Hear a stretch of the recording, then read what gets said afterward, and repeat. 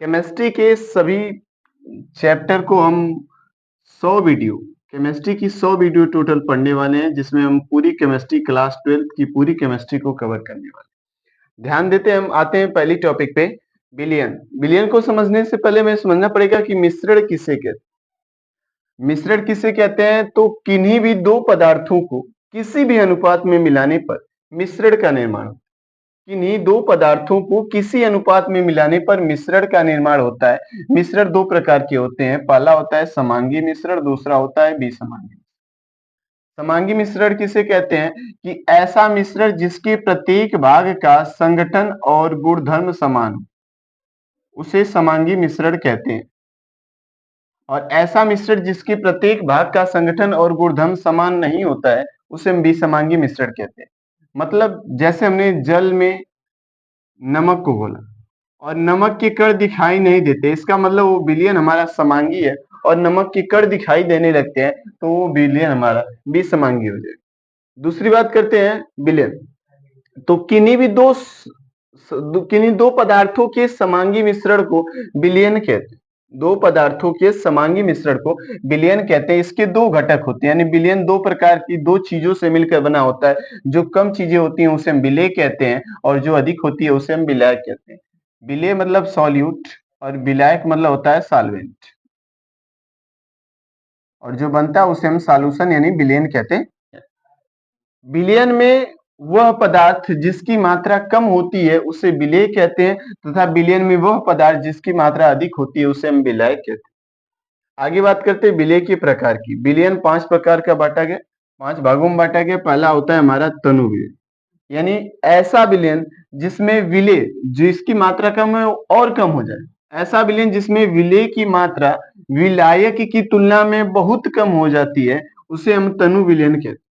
और ऐसा विलयन जिसमें विलेय की मात्रा विलायक की तुलना में लगभग बराबर हो जाती है या थोड़ी बहुत कम होती है, उसे हम सांद्र विलयन कहते हैं। तीसरी बात है संतृप्त विलयन। ऐसा विलयन जिसमें और अधिक विलेय को हम घोल सकते हैं उसे असंतृप्त कहते हैं, और ऐसा विलयन जिसमें और अधिक विलेय को न घोल सके उसे हम असंतृप्त विलयन कहते हैं। जैसे मान लीजिए आपने जल लिया और उसमें चीनी घोलना शुरू किया, तो अगर चीनी घुल रही है तब तक तो आपका असंतृप्त विलयन है, लेकिन अगर चीनी घुलना बंद हो जाए तो विलयन हमारा संतृप्त हो जाता है। तीसरा होता है अति संतृप्त विलयन, यानी विलयन जब ऐसी अवस्था आ जाए जिसमें विलयन में कुछ चीजें घुलना बंद हो जाए। जब घुलना बंद हो जाता है उसे हम ताप या दाब देते हैं। ताप या दाब देते हैं, इसके पश्चात कोई चीज उसमें घोला जाएगा तो उसमें और अधिक विलेय को हम घोल सकते हैं, तो इस प्रकार के विलयन को हम कहते हैं अति संतृप्त विलयन। अगर हम बात करें आगे कि विलयन की सांद्रता को व्यक्त कैसे किया जाएगा, किन पदों में व्यक्त कर सकते हैं। पहला होता है द्रव्यमान बस। तो 100 ग्राम विलयन में घुले हुए 100 ग्राम विलयन में घुले हुए, यानी 100 ग्राम विलयन लीजिए, उसमें विलेय घुला हो, विलेय की ग्रामों में मात्रा को हम कहते हैं द्रव्यमान प्रतिशत। और 100 मिलीलीटर विलयन में घुले हुए विलेय की मात्रा को हम कहते हैं आयतन प्रतिशत। अगर द्रव्यमान प्रतिशत की बात करें तो द्रव्यमान प्रतिशत बराबर हो जाता है विलेय का द्रव्यमान। द्रव्यमान प्रतिशत बराबर हो जाएगा विलेय का द्रव्यमान बटा में विलयन का द्रव्यमान।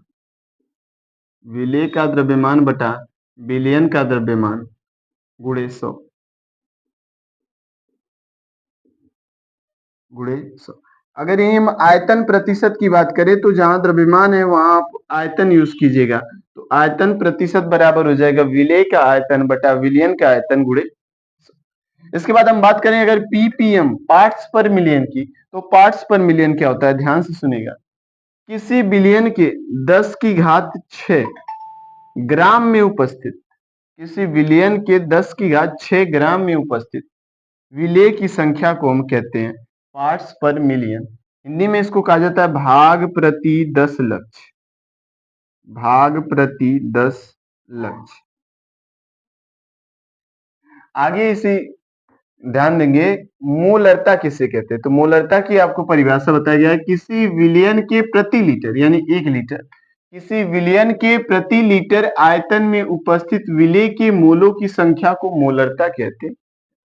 इसे कैपिटल एम से प्रदर्शित करते हैं। मोलरता को इंग्लिश में कहा जाता है मोलैरिटी, इसलिए इसे कैपिटल एम से प्रदर्शित करते हैं। और मोलरता बराबर होता है विलेय के मोलों की संख्या बटा बिलियन का आयतन लीटर में।